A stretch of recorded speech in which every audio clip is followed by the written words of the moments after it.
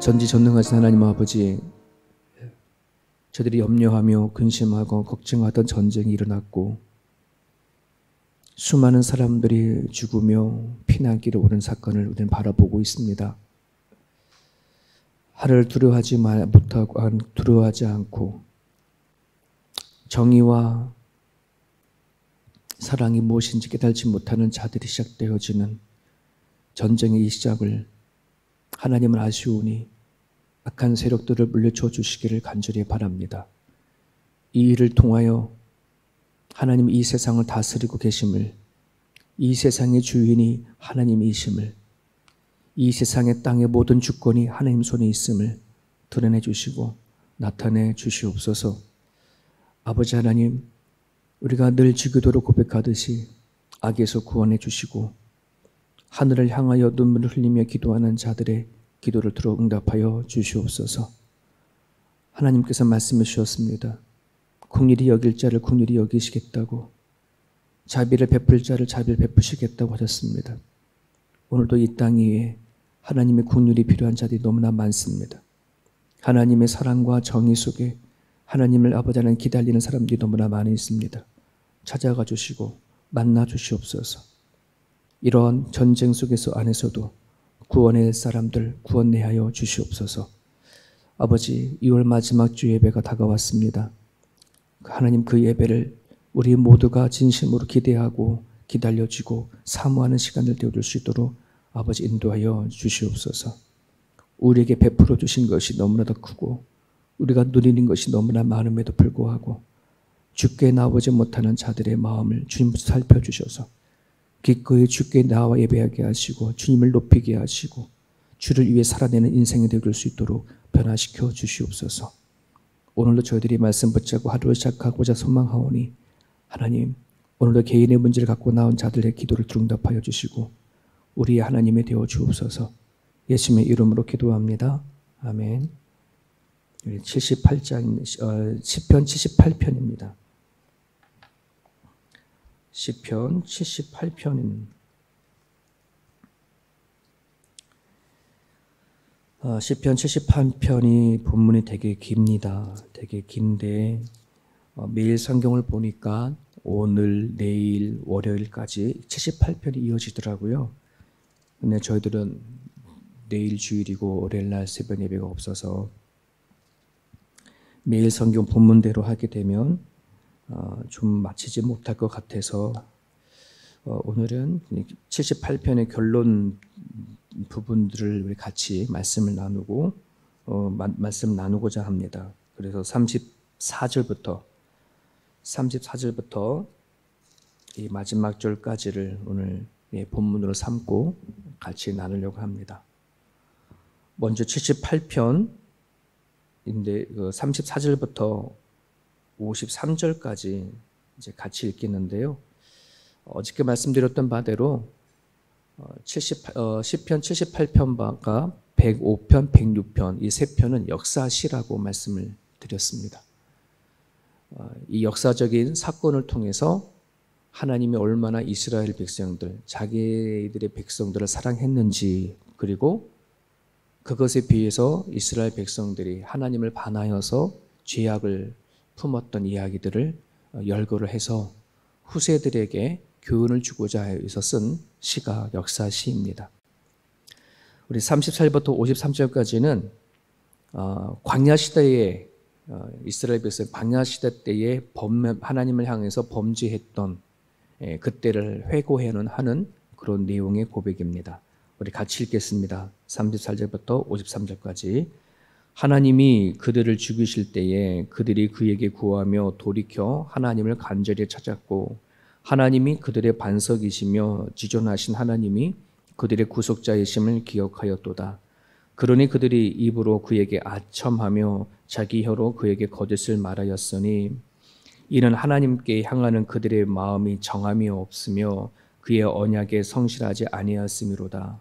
오직 하나님은 긍휼하심으로 죄악을 덮어주시어 멸망시키지 아니하시고 그의 진노를 여러 번 돌이키시며 그의 모든 분을 다 쏟아내지 아니하셨으니 그들은 육체이며 가고 다시 돌아오지 못하는 바람임을 기억하셨음이라. 그들이 광야에서 그에게 반항하며 사막에서 그를 슬프게 함이 몇 번인가. 그들이 돌이켜 하나님을 거듭거듭 시험하며 이스라엘의 거룩하신 이를 노엽게 하였도다. 그들이 그의 권능의 손을 기억하지 아니하며 대적에게서 그들을 구원하신 날도 기억하지 아니하였도다.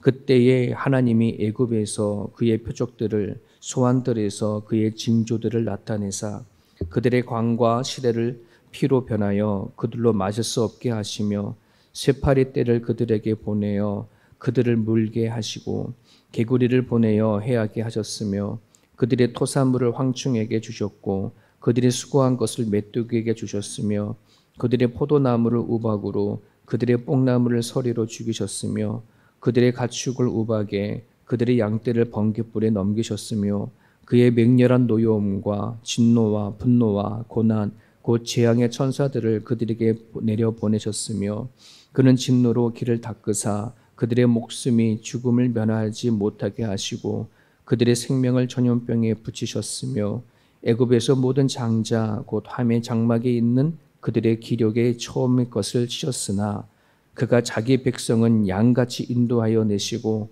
광야에서 양떼같이 지도하셨도다. 그들을 안전히 인도하시니 그들은 두려움이 없었으나 그들의 원수는 바다에 빠졌도다. 아멘. 이스라엘을 애굽에서 출애굽하는 그 과정의 이야기를 시적인 표현이지만 사실 그대로 이렇게 기록해 놓은 그런 메시지이죠. 하나님은 이스라엘 백성들을 죽을 그 위기에, 패망할 그 위기에, 아무것도 힘을 쓸 수 없는 그 위기에서 하나님을 건져내셨습니다.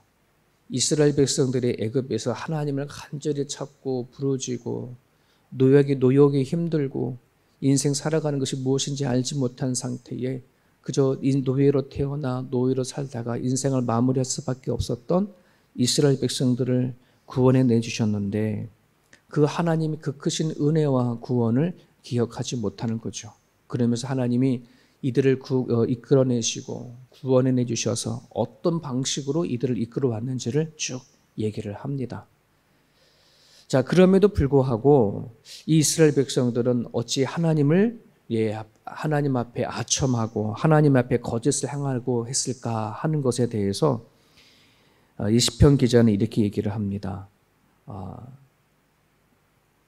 바로 37절에 보면 이는 하나님께 향하는 그들의 마음이 정함이 없으며 그의 언약에 성실하지 아니하였습니다. 하나님에 대한 확신이 없었다는 거고 그리고 언약, 즉 하나님께서 맺어주신 약속에 대한 책임과 의무가 없었다 이렇게 표현을 하고 있습니다.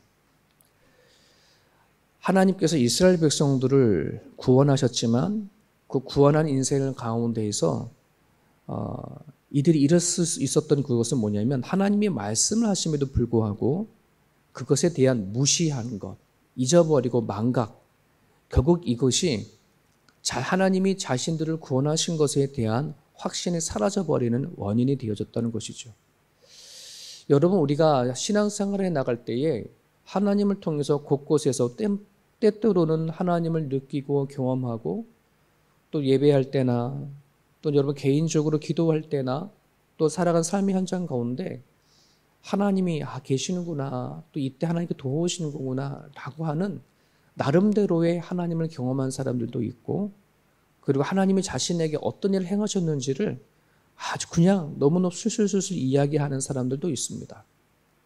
하지만 막상 우리들에게 위기가 닥쳐오거나 어떤 문제가 있었을 때에 그 하나님을 아는 것이 힘이 되지 못하는 그 이유가 어디 있느냐라고 말할 때에 정말 우리가 하나님이 나와 함께 하셨던 그때를 우리 잊어버리거나 그 사건을 무시해버리거나 아니면 그 문제가 더 커가지고 하나님 앞에 가지고 나가는 의지가 없기 때문에 그렇습니다.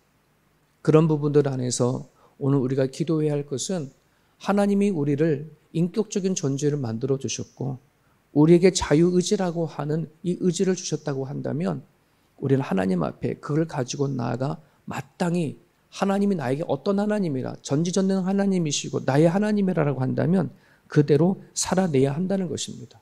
매일 하나님을 찾으려고 하는 그 의지가 우리 가운데 있어져야 한다는 겁니다. 에스겔 3장 16절에는 이런 말씀이 있습니다. 또 언제나 의로운 일만을 해오던 사람도 그 의로운 감을 버리고 의로운 길을 버리고 불의를 행하기 시작하면 역시 죽게 될 것이다. 그가 전에 행한 모든 선행은 다 더 이상 의미가 없다. 이렇게 표현하고 있습니다.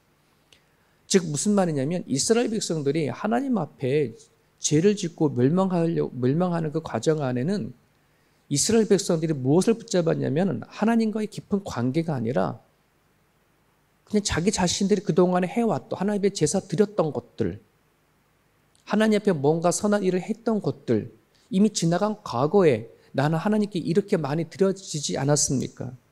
내가 하나님께 이렇게 많이 드려지지 않았습니까? 라고 하는 그 무엇을 가지고 나갔지 지금의 상황 속에서 하나님을 간절히 찾으려고 했었던 것이 없었다는 겁니다. 우리는 많은 그리스도인들이 때로는 내가 하나님께 이렇게 드렸었는데 이렇게 했었는데 라고 하는 과거형으로 우리의 신앙을 고백을 할 때가 더러 있는데 하나님은 과거형으로 살지 않아요.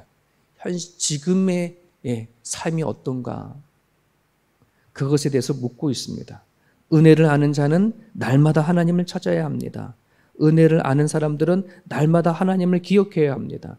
내가 하루하루 살아가는 수많은 생각과 수많은 감정들을 하나님 앞에 가지고 나아가 엎드려 내 생각과 내 마음을 다스려 달라고 하나님을 찾고 기도해야 합니다.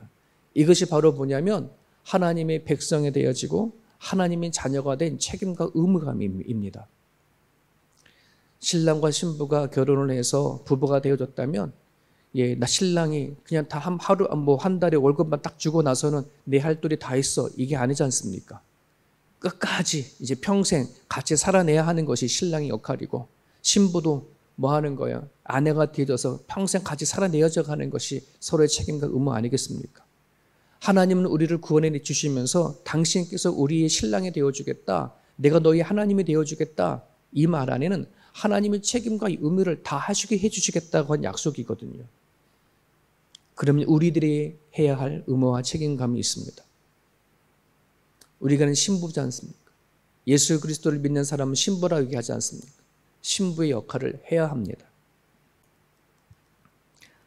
오늘 이 얘기 34절에서 53절의 이야기에서 하는 말씀이 바로 그 부분들입니다. 하나님은 자기의 백성을 양같이 인도하시고 광야에서 양같이 지도하셨습니다. 하나님께서 이스라엘 백성들에게 약속하신 대로 행하셨습니다. 이제는 우리들에게 그걸 요청합니다.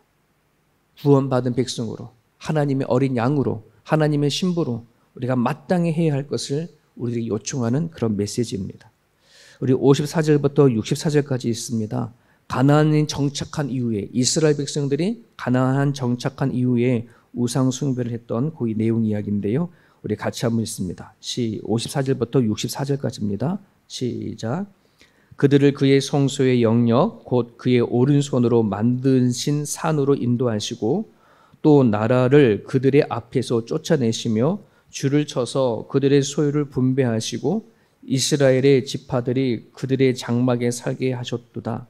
그러나 그들은 지존하신 하나님을 시험하고 반항하여 그의 명령을 지키지 아니하며 그들의 조상들 같이 배반하고 거짓을 행하여 속이는 활같이 빗나가서 자기 산당들로 그의 노염을 일으키며 그들의 조각한 우상들로 그를 진노하게 하였으며 하나님이 들으시고 분내어 이스라엘을 크게 미워하사 사람 가운데 세우신 장막 곧 실로의 장막을 떠나시고 그가 그의 능력을 포로에게 넘겨주시며 그의 영광을 대적의 손에 붙이시고 그가 그의 소유 때문에 분내사 그의 백성을 칼에 넘기셨으니 그들의 청년은 불에 살리시고 그들의 처녀들은 혼인 노래를 들을 수 없었으며 그들의 제사장들은 칼에 엎드려지고 그들의 과부들은 애곡도 하지 못하였도다. 54절에 그들을 그의 성소의 영역 곧 그의 오른손으로 만드신 산 어디냐 그러면 하나님께서 직접 안내한 가나안 땅을 얘기를 합니다. 그 가나안 땅에서 이스라엘 백성들은 하나님을 약속을 붙잡고 잘 살아내야 하는데 그러지 못했습니다. 56절에 보면 그들은 도리어 지존하신 하나님을 시험하고 반항하여 그의 명령을 지키지 아니하였다. 이렇게 되어지는 그 이유는 하나님과의 친밀한 관계 형성이 되어지지 않았기 때문에 그랬습니다. 요한일서에 보면 계명을 지키라라고 말씀하시면서 하나님이 그 말씀을 통해서 주신 메시지가 하나님을 사랑하고 이웃을 사랑하는 것인데, 그것이 바로 내 계명을 따르는 것이다라고 얘기를 하셨어요. 그러니까 하나님과의 관계에 있어서 사랑의 관계가 이루어진다 그러면 그것이 계명을 지킬 수 있다 이 얘기거든요. 근데 우리가 하나님과의 친밀한 관계가 형성이 되어지지 아니하게 되어지면 하나님의 계명을 지키려고 하더라도 지킬 수가 없어요. 왜? 그럴 의미가 없기 때문에 그렇습니다. 우리 사람들은 관계성에 의해서 무엇을 하고 안 하고가 참 많이 결정이 되어집니다. 누군가의 부탁이나 누군가가 무엇을 하더라도 그 관계성이 나와 어떠냐에 따라서 내가 부탁하는 것이 다르고 그 사람들이 행동하는 것들이 우린 다르게 보여지기 때문에 그렇습니다. 하나님과 나 사이에 내가 하나님 말씀에 따라 살아내느냐 살아내지 못하느냐 하는 부분들은 하나님과의 친밀감입니다. 하나님과 내가 얼마나 깊은 관계 속에 들어가 있는가, 나의 의지와 나의 생각하는 모든 것들이 하나님을 위해 살고자 하는 그런 부분들이 있는가 하는 것이 결국은 우리들의 신앙의 삶과 연결이 되어진다는 사실을 기억하실 수 있기를 바랍니다. 오늘 우리가 살아가는 데 있어서의 성소의 영역이 어딜까요? 오로지 교회인만인가요? 그렇지 않습니다. 하나님께서 우리들에게 허락하신 자리, 내가 살아가는 가정, 일터 모든가 다 성소의 영역입니다. 삶의 전부입니다. 거기에서 하나님 앞에 드러내어지는 것, 내 힘이 아닌 내 의지가 아닌 하나님이 선택해 주셨고 하나님께서 보내주신 자리라고 믿고 살아갈 수 있는 것, 여기 안에 우리들에게는 하나님과의 친밀감이 시작이 일어난다는 사실을 기억하셨으면 좋겠습니다. 내가 나된 것, 이 자리까지 온 것, 내가 지금까지 먹고 살아가는 모든 힘과 모든 것들은 하나님부터 출발되어졌다는 이 사실이 시작이 되어져야 하나님 앞에 먼저 나올 수가 있습니다. 오랫동안 교회를 참석하지 못하는 성도들에게 전화를 드렸더니 어떤 분이 너무 바빠가지고 또 갑자기 주일에 꼭 교회에 나오려고 하면 주일에 무슨 일이 생긴다고 그러시더라고요. 제가 그랬어요. 하나님이 일주일 내내 그 시간을 다 주시는데 주일에 1시간 하나님 앞에 드려지는 시간을 못 내면 어떡합니까? 하나님 앞에 하나님이 우리들에게 준 것이 얼만데, 베푸신 것이 얼만데, 그러면 우리 1시간이라도 하나님 앞에 들어가서 그것을 보답을 해야 하는 게 정상이지 않습니까? 제가 그렇게 말씀드렸어요. 모르겠습니다. 이번 주일날 오실지 안 오실지. 여러분, 그렇습니다. 하나님과의 친밀감이 우리 가운데 생기지 않으면 우리가 아무리 많은 시간을 갖고 있다도 나의 시간이고 나의 능력이고 내 힘으로 이뤄낸 것이지 하나님이 준 거라고 생각하지 않습니다. 그 마음이 없으면 하나님께서 가나안 땅으로 인도하셔서 하나님께서 살게 하셨다고 하는 그것을 깨닫지 못하기 때문에 이스라엘 백성들은 그 자리에서 하나님을 배반하고 반항하고 안 좋은 일이 있을 때마다 원망하고 하는 일들이 일어나는 겁니다. 오늘 여러분들이 말씀 앞에 나에게 베푸신 것이 얼마나 많은지, 나한테 허락하신 것이 얼마나 많은지, 나를 통해서 무슨 일을 하셨는지 이것을 아는 것이 기독교의 가장 근본적인 진리입니다. 그 진리와 그 내용물을 여러분들이 간직할 수 있기를 바랍니다. 65절부터 72절까지인데 이스라엘이 다시 갱신하고 새 출발을 하는데 어떻게 출발이 되느냐? 하나님께서 에브라임의 지파를 버리시고 이제 유다의 지파로 옮겨지는 사건을 통해서 다시 이스라엘을 갱신한 내용이 나옵니다. 다윗 왕조 중심으로 다시 세워가시겠다. 우리 65절부터 70 마지막 절까지 같이 읽습니다. 그때에 주께서 잠에서 깨어난 것처럼 포도주를 마시고 고함치는 용사처럼 일어나사 그의 대적들을 쳐 물리쳐 영원히 그들에게 욕되게 하셨도다. 또 요셉의 장막을 버리시며 에브라임 지파를 택하지 아니하시고 오직 유다 지파와 그가 사랑하는 시온의 산을 택하시며 그의 성소를 산의 높음같이 영혼의 도신 땅같이 지으셨도다. 또 그의 종 다윗을 택하시되 양이 우리에서 치유하시며 전 양을 지키시는 중에서 그들을 이끌어내사 그의 백성인 야곱 그의 소유인 이스라엘을 기르게 하셨더니 이에 그가 그들을 자기 마음의 완전함으로 기르고 그의 손의 능숙함으로 그들을 지도하였도다. 72절에 그가 다윗이 그들을 자기 마음의 완전함으로 기르고 그의 손의 둥직함으로 그를 지도하였도다.